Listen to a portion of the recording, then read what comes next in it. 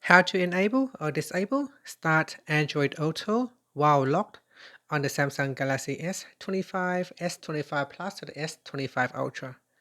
First, tap on the home button to return back to the home screen. Then from the home screen, swipe down at the top to open up Quick Settings. In here, tap on the Settings icon. Next, we then scroll down. And from here, tap on Connected Devices. Then scroll down to the bottom and tap on Android Auto. Next in here, tap on Start Android Auto while locked.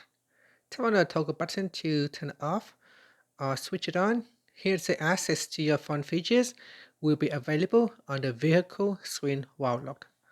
So while your phone is locked, it still can start Android Auto.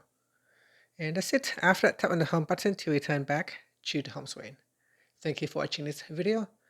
If you find this video helpful, please like and subscribe to my channel for more videos.